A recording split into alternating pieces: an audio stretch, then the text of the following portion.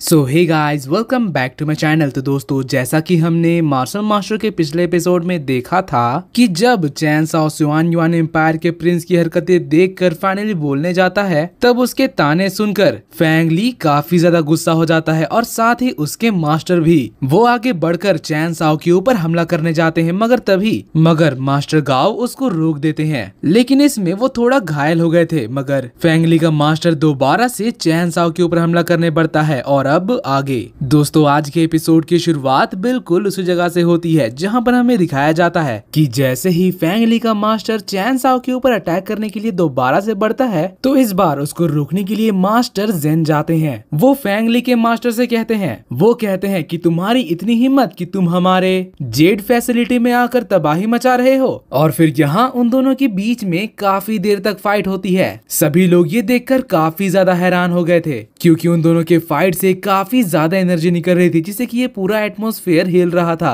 काफी सारे लोग इस वजह से उनको रुकने के लिए कह रहे थे, मगर इसके बावजूद भी वो लोग काफी देर फाइट करने के बाद फाइनली रुक ही जाते हैं। फिर फैंग ली का मास्टर कहता है कि तुम्हारा एक डिसाइपल मेरे सिवान युआन एम्पायर के प्रिंस को इंसल्ट कर रहा है, तो बताओ आखिर मैं ये कैसे बर्दाश्त कर सकता हूँ। जिस पर मास्टर जेन चैन साओ से कहते हैं कि क्यों ना तुम जाकर उससे माफी मांग लो। वो लड़का असल में सिवान युआन एम्पायर का प्रिंस है। अब चैन साओ उनकी ये बात सुनकर काफी शॉक्ड रिएक्शन देता है। वो कहता है कि क्या सच में ये बंदा सिवान युआन एम्पायर का प्रिंस है। और फिर आगे जाकर फैंग ली से कहने लगता है कि योर हाइनेस प्लीज मुझे माफ कर दीजिएगा, मैंने आपकी बेइज्जती की और आपकी इज्जत की धज्जियां उड़ा दी। असल में मैं लोअर 4 रेल्म से बिलोंग करता हूँ, इसीलिए मुझे लगता था कि सिवान युआन एम्पायर जैसे बड़े किंगडम का प्रिंस कोई बहुत ही नोबल, पावरफुल और जेंटलमैन होगा। सच बताऊं तो मैंने बिल्कुल भी एक्सपेक्ट नहीं किया था कि सिवान युआन एम्पायर का प्रिंस एक ठरकी होगा। प्लीज मुझे माफ कर दीजिए। आपकी हरकतों को देखकर मुझे लगा कि आप कोई खस्सी कॉलोनी के भिखमंगे चप्पल चोर छपरी लड़के हो।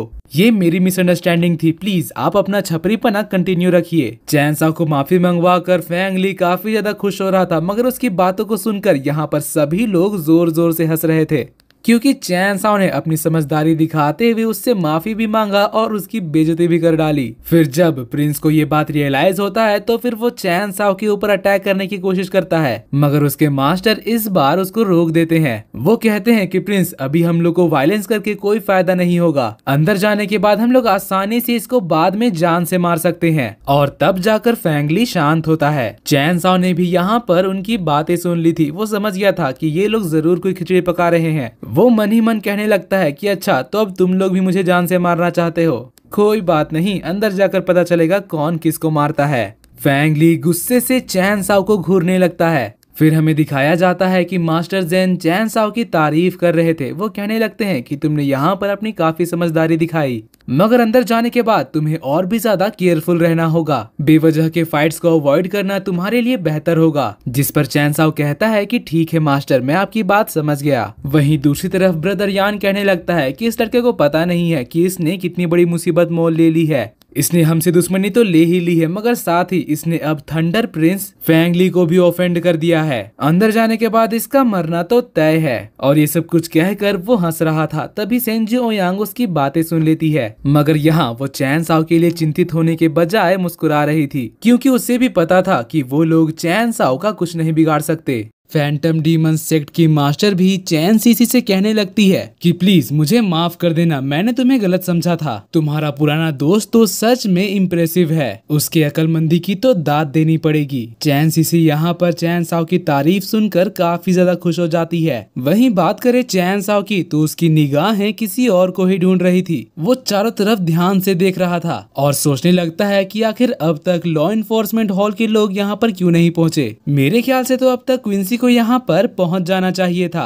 कहीं रास्ते में उसके साथ कोई दुर्घटना तो नहीं हो गई। वो ये सब कुछ सोच ही रहा था कि तभी अचानक से वहाँ पर जेड क्रिस्टल मूव करने लगता है। सभी लोगों का ध्यान उसके तरफ चला जाता है, क्योंकि उससे यहाँ का पूरा एटमॉस्फेयर हिलने लगा था। चैन साओ देख के समझ गया था कि अब एंशिएंट यू रेल्म में जाने का रास्ता खुलने वाला है। इस पूरे जेड स्ट्रक्चर के सेंटर में काफी ज्यादा एनर्जी कलेक्ट हो रही थी। और फिर हमें दिखाया जाता है कि एक बड़ा सा पोर्टल खुलता है, जिसके अंदर से एक बंदा चलते हुए बाहर आता है। ये बंदा असल में एंशिएंट यू रेल्म का एक गाइड था। वो यहाँ सभी से कहता है कि तुम सबके अंदर जाने का समय अब हो चुका है, इसलिए मेरे पीछे आओ। चैन साओ उस बंदे को देखकर कहने लगता है कि ये जगह तो सच में काफी ज्यादा कमाल की है, क्योंकि जो बंदा उनको गाइड करने के लिए आया है वो भी 9 हेवेंस मार्शल एम्परर है। सभी डिसाइपल्स पोर्टल के अंदर जाने के लिए तैयार हो रहे थे कि तभी वहाँ पर अचानक से एक तेजी से उड़ता हुआ चीज पोर्टल की तरफ जाने लगता है। गाइड उसके ऊपर अटैक करना शुरू कर देता है और दोस्तों यहाँ पर हमें पता चलता है कि वो चीज असल में डीमन कैट है, जो कि चैन साओ को डीमन रेल्म में मिला था। उसकी रफ्तार इतनी तेज थी कि वो यहाँ पर गाइड को भी बड़े ही आसानी से चकमा दे रहा था। लेकिन सिर्फ इतना ही नहीं, वो कैट जैसे ही उस बंदे के ऊपर अपने पंजे से अटैक करता है, वो गाइड पूरी तरह से घायल होकर पीछे गिर जाता है। फिर डीमन कैट उसको मॉक करने के लिए कहता है कि शायद तुम्हारे अंदर इस एम्परर को पकड़ने की औकात नहीं है, और इतना कहने के बाद तेजी से पोर्टल के अंदर चला जाता है। वहीं बात करें चैन साओ की, तो चैन साओ उसको देखकर काफी ज्यादा हैरान हो गया था। वो कहने लगता है कि आखिर ये डीमन कैट मार्शल रेल्म में कैसे आ गया।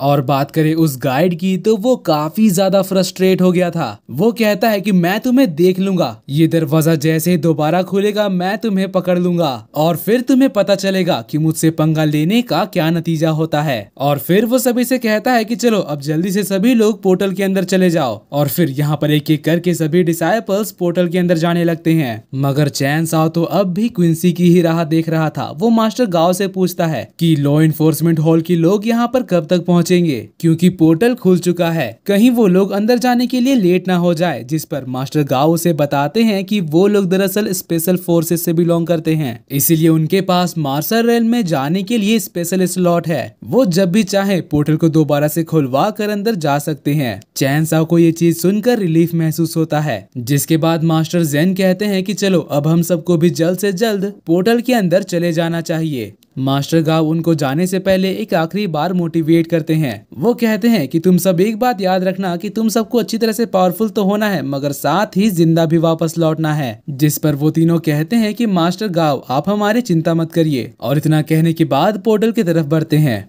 वहीं बात करें प्रिंस फैंग ली की, तो अभी भी वो चैन साओ को धमकियां ही देते जा रहा था, मगर चैन साओ तो उसकी हरकतों को देखकर हंसने लगता है। वो कहता है कि ठीक है बाबा ठीक है, मैं इंतजार करूंगा कि आखिर तुम मुझ पर अटैक करने कब आओगे। और इतना कहने के बाद फिर वो भी पोर्टल के अंदर चला जाता है, जिसके तुरंत बाद ही यहाँ पर अचानक से पूरा एटमॉस्फेयर हिलने लगता है। और ऐसा इसीलिए हो रहा था क्योंकि दो बड़े बड़े वॉरशिप उस जगह की तरफ बढ़ रहे थे, जिसमें से एक वॉरशिप तो था लॉ इन्फोर्समेंट हॉल का। वो लोग भी पोर्टल के अंदर जाने के लिए उतरने लगते हैं। और दोस्तों यहाँ पर उनके साथ क्विंसी भी आई थी, जिसकी नजरें चारों तरफ सिर्फ चैन साओ को ही ढूंढ रही थी। और दोस्तों इसी के साथ आज का ये एपिसोड यहीं पर खत्म होता है। अगर आपको मेरी एक्सप्लेनेशन और ये एपिसोड पसंद आई तो प्लीज वीडियो को लाइक कर देना, और जाने से पहले चैनल को सब्सक्राइब करके बेल नोटिफिकेशन भी ऑन कर लेना, ताकि जैसे इसका नेक्स्ट एपिसोड आए तो आपको सबसे पहले पता चल जाए। तो मिलते हैं आपसे अगली वीडियो में, तब तक के लिए बाय बाय, बी हैप्पी,